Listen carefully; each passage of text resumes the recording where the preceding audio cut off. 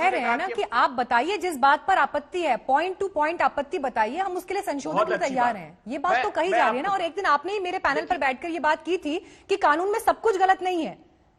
ये बात तो आपने भी मानी थी कि सब कुछ गलत नहीं है, जहां पे चिंताएं हैं उन्हें दूर करने के प्रयास होने चाहिए। मीनाक्षी जी सुनिए, अटल बिहारी वाजपेयी जी के समय से उन्होंने साफ कहा था, अटल जी ने, कि ये कानून राज्यों को बनाना चाहिए, हम सिर्फ मॉडल एक्ट देते हैं। और वो मॉडल एक्ट को राज्य सरकार इंप्लीमेंट कर रही थी। इन कानूनों के जो 6 प्रमुख प्रावधान है उनको 15 से 25 राज्य इंप्लीमेंट कर चुके हैं। लेकिन ये जो जमाखोरों की छूट दी है ना, उसमें खुद सीएसीपी ने आरोप लगाया। मोदी जी ने कहा कि हमने हजारों करोड़ की दाल खरीद ली। सीएसीपी ने पूछा कि क्या किया दाल खरीद कर? इन्होंने पब्लिक डिस्ट्रीब्यूशन सिस्टम में नहीं दी। अभी नेशनल फैमिली हेल्थ सर्वे 5 की रिपोर्ट आई है, भारत में कुपोषण और बढ़ गया। वो दाल तो ऐसे समय बाजार में सरकार उतार देती है जब दाल की फसलें आने वाली होती है। लेकिन फिर बात वही है ना, क्या जो व्यवस्थाओं में कमी है उसको सिर्फ पिछले 6 साल पर मढ़ा जा सकता है क्या? समस्या तो यहीं पर खड़ी होती है ना। ठीक है, पुष्पेंद्र जी को भी कमेंट करने दीजिए इस पर। पुष्पेंद्र जी, किसानों की तरफ से 5 मेंबर्स की एक कमेटी बन गई है जो बातचीत आगे करेगी। लेकिन देखिए, बड़ा सवाल यह है कि खुले मन से कम ये बातचीत होनी होगी। अगर शर्त यह हो जाएगी कि कानून वापस लिए बिना बात आगे नहीं बढ़ेगी तो फिर गतिरोध टूटता दिखाई नहीं देता। नहीं मीनाक्षी जी, वार्ता के लिए तो जो है किसान हर समय तैयार है, और ये कमेटी जो बनी है इसका भी हम स्वागत करते हैं।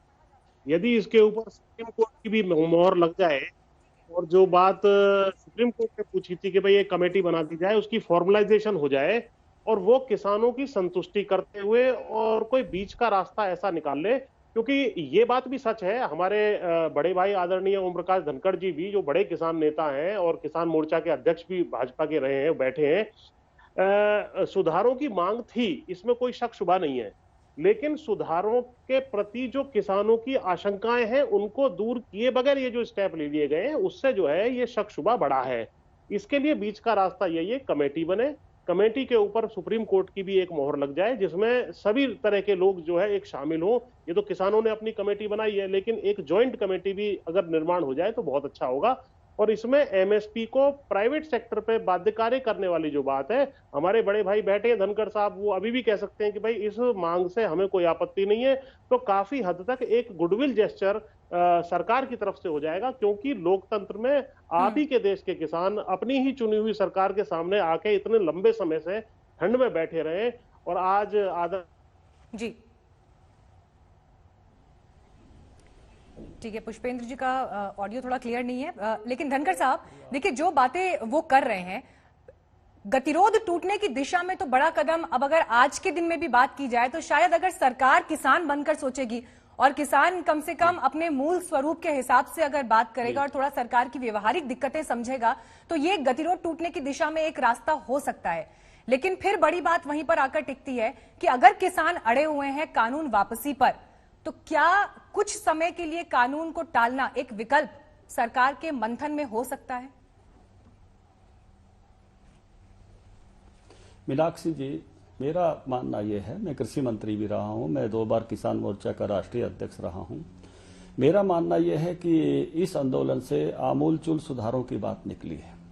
किसी एक बात पर आप इस सारे को निपटाकर अगर चले जाते हैं तो मुझे लगता है कि जो सुधारों की बात आगे बढ़ी है वो सुधारों की बात के पक्ष में भी शायद ये बात नहीं रहेगी, और इसलिए सुधारों की गति आगे बढ़ना, कृषि क्षेत्र का मुख्य परिप्रेक्ष्य में आना, सभी बड़े बड़े चैनलों के द्वारा उस पर चर्चा करना, तो मुझे लगता है कि जो मेरे कांग्रेसी मित्र हैं, जो अभय जी बात कर रहे हैं, कभी एक क्षेत्र से दूसरे क्षेत्र, दूसरे क्षेत्र से तीसरे क्षेत्र पर बात करने लगते हैं, राज्य से केंद्र में घुस जाते हैं, केंद्र से राज्य में घुस जाते हैं। मैं उसकी निंदा नहीं कर रहा हूं उनकी बात की, लेकिन चर्चा की मैं बात बता रहा हूं।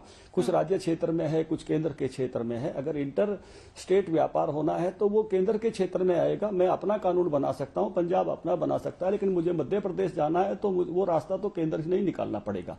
लेकिन जो हमारे एक्सपोर्ट इंपोर्ट के साइकिल को खेती के साइकिल के साथ जोड़ना, जिसकी बात वो अभी कर रहे थे, जरूरत होती है इस बात की कि उसके कारण से हमारे किसानों को अच्छे भाव मिले, और जो अच्छे भाव मिलने की सारी बातें केंद्र खुलकर कह रहा है कि एमएसपी पर भी हम तैयार हैं। बहुत बातों पर जहां हम राज्य के अधिकार की बात करते हैं तो जिम्मेवारियां केंद्र पर डालने की बात करते हैं। हम खाद की जिम्मेवारी केंद्र पर डालते हैं, भाव की जिम्मेवारी केंद्र पर डालते हैं, खरीद की जिम्मेवारी केंद्र पर डालते हैं। तो बहुत सारी बातें केंद्र पर भी करनी पड़ेंगी। एक बात, लेकिन फिर वही बात है कि क्या आप ये मानते हैं कि नियत बेशक सही थी सरकार की, लेकिन जो जल्दबाजी थी कानून लाने की और जिस तरह से पास हुआ वो आपको महंगा पड़ गया? शायद किसानों से बातचीत करके जमीनी स्तर पर एक ग्राउंड और एक समर्थन तैयार करके अगर कानून पास होता तो शायद आज ये परिस्थिति नहीं होती। मीनाक्षी जी, बहुत अच्छी बात है किसी कानून पर इतनी चर्चा हो रही है, लेकिन मैं भी जानता हूं कितने कानूनों पर इतनी चर्चा होती है।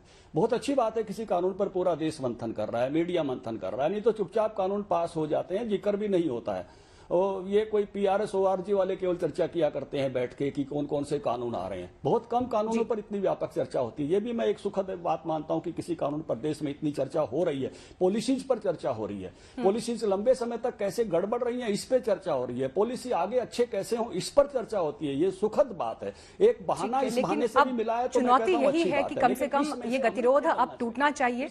और आप सबने जिस तरह के व्यूज आज रखे हैं ये बहुत अहम आज के दिन के लिहाज से इसलिए भी है क्योंकि पूर्व प्रधानमंत्री चौधरी चरण सिंह की जयंती आज, और 1985 में राजस्थान की एक स्मारिका रेत और खेत में चौधरी साहब ने एक बहुत मार्मिक संदेश लिखा था। उन्होंने कहा, किसान से कुर्सी तक पहुंचा लेकिन गोबर से लीपा कच्चा कोठा, बारिश में टपकती झोपड़ी, दलदली संकरी गलियों के टूटे चबूतरों से राज के नाटक को निहारता, बुझे और उदास चेहरे मरियल बैलों के लिए भूखे पेट मिट्टी से कसरत करते भारतीय अन्नदाता के दर्द को दूर न कर सका। जीवन के आखिरी दौर में मेरे जैसे लाखों किसान कार्यकर्ताओं के कष्टपूर्ण संघर्षों से उभरी किसान चेतना को नमन करते हुए युवा पीढ़ी से उम्मीद करता हूं कि वह किसानों के शोषण मुक्त होने के प्रयासों को तीव्रतर करे।